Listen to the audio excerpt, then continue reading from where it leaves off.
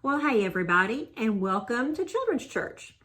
Tonight, we're going to talk a little bit about Genesis again. We're going to keep on studying that because there's just a whole lot in that book. But tonight, we're not going to focus so much on one story. We're going to look at something called genealogies. And I'm going to be honest, when I was younger and I would read the Bible through, not just in Genesis, but in the New Testament too, and I would get to genealogies, I would skip them because a lot of times a genealogy is just a list.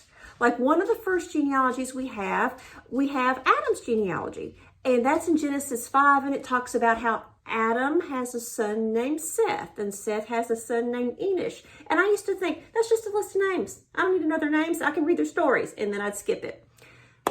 You can learn a lot from these genealogies, not just the ones in Genesis, but that's all we're going to focus on tonight. One thing we learn about these genealogies is we learn when the story's going to shift, because the first family that we learn about is Adam's family and his sons, and then we move the focus to Noah's family and what happens to them on the ark. So then we have a genealogy of Noah.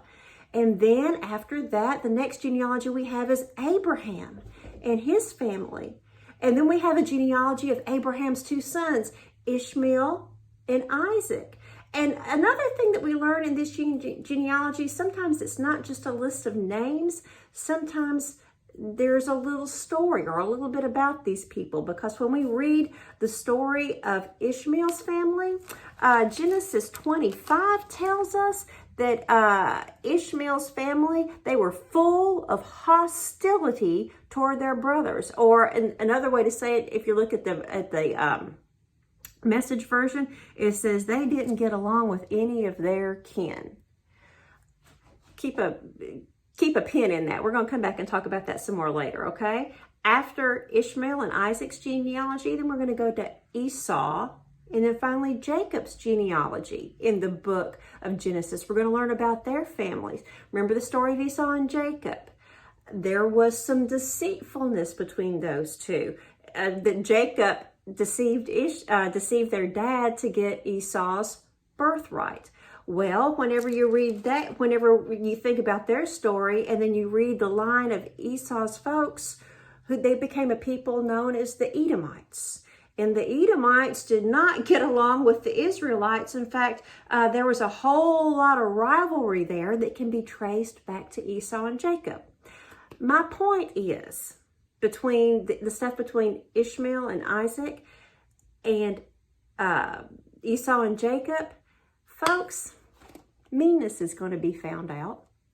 When you aren't treating people right, whether it's tricking them or just not treating them with love and respect, you may work it out with that person like Jacob and Esau made up. They came back together. We studied that in Children's Church. But that trickery, that keeps on through generation and generation. It's a whole lot easier for two people to make up. But if you've talked about it and you've told somebody else, same thing with Isaac and Ishmael, they got along, but there was so much mess that went on with their family. My main point is, guys, meanness is going to be found out. Treat each other with respect. Treat each other with love. If you mess up, is God going to forgive you? Yes, He is. But guys, God is forgiving. Not everybody is.